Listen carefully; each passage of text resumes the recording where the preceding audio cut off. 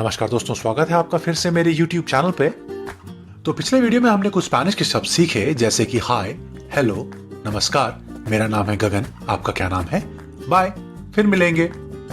अब आगे बढ़ने से पहले मैं चाहता हूं कि हम कुछ स्पेनिश भाषा के बारे में बात करें। शायद आपको मालूम होगा या नहीं कि तकरीबन 580 मिलियन लोग ये भाषा बोलते हैं। तो प्रश्न ये उठता है कि इतने सारे लोग ये भाषा कैसे बोलते हैं? क्योंकि हम जब स्पेनिश भाषा की बात करते हैं तो स्पेन का ध्यान आता है, जहां की पॉपुलेशन 2020 में मात्र 47 मिलियन ही थी।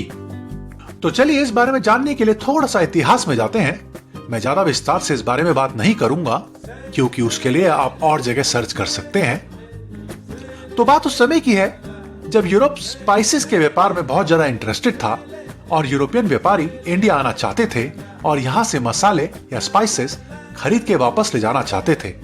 उन दिनों जो पूरब जाने का रास्ता था वह इतना आसान नहीं था और वहां पे कई मुश्किलों का सामना उन व्यापारियों को करना पड़ता था।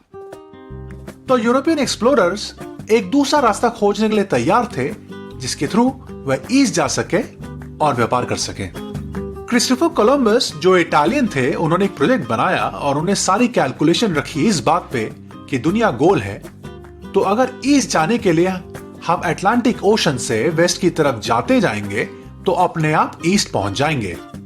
वह अपने इस प्रोजेक्ट को लेके स्पेन के राजा रानी, जिनको रेयस कैथोलिकोस कहते थे, के दरबार में पहुंचे और उन्हें अपने प्लान के बारे में बताया।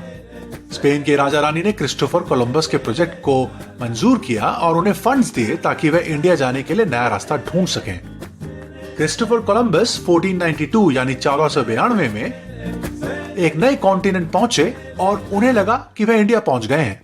दुनिया गोल है, वो बात सही थी, पर क्रिस्टोफर कोलंबस की कैलकुलेशन गलत थी। उन्होंने सोचा था कि कुछ हजार किलोमीटर में ही दुनिया के दूसरे कोने पे वह पहुंच जाएंगे, पर नहीं, ऐसा नहीं हुआ। वह तो मरते दम तक यही सोचते रहे कि उन्होंने इंडिया डिस्कवर कर लिया है, पर ऐसा नहीं था।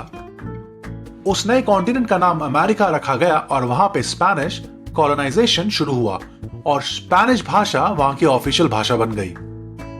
तो नॉर्थ अमेरिका से शुरू किया जाए, यूएसए के नीचे जो मेक्सिको देश लगता है वहां पे स्पेनिश बोली जाती है, और जैसे ही हम नीचे साउथ की तरफ जाएंगे ये सारे देश स्पेनिश स्पीकिंग देश हैं एक्सेप्ट ब्राजील।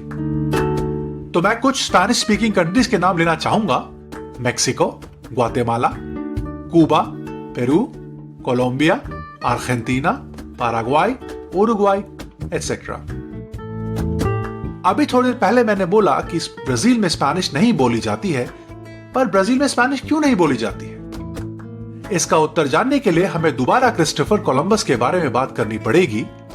तो जब क्रिस्टोफर कोलंबस ने 1492 में अमेरिका डिस्कवर किया, वो एक अलग बात है कि वो सोच रहे थे कि उन्होंने इंडिया डिस्कवर किया। खैर, तो वह एक साल बाद यानी 1493 में स्पेन के लिए वापस रवाना हुए और वह बहुत कठिन यात्रा के बाद स्पेन पहुंचने से पहले स्पेन के पड़ोसी देश पुर्तगाल के नजदीक कुछ दिनों के लिए आराम करने के लिए रुके। पुर्तगाल के राजा को जब पता चला कि नई जगह डिस्कवर हुई है, तो पुर्तगाल के राजा ने कहा कि उन्हें भी उस नई जगह का हिस्सा चाहिए। उन दिनों स्पेन और पुर्तगाल के बीच में काफी अनबन रहती थी, तो बात फिर लड़ाई तक ना पहुंचे।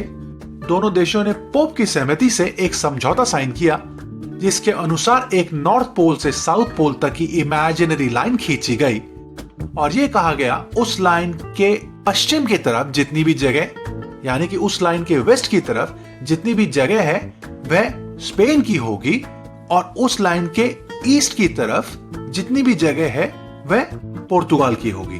तो उस लाइन के अनुसार जो हिस्सा पुर्तगाल के पास आया वह ब्राजील था। इसी कारण ब्राजील में पुर्तगीज बोली जाती है। दोस्तों, वीडियो देखने का बहुत बहुत शुक्रिया। अगले वीडियो में हम स्पेनिश वॉवल साउंड्स देखेंगे और साथ ही में स्पेनिश अल्फाबेट के कुछ लेटर्स के साउंड भी देखेंगे, और good morning, good afternoon, good evening, good night को स्पेनिश में बोलना भी सीखेंगे।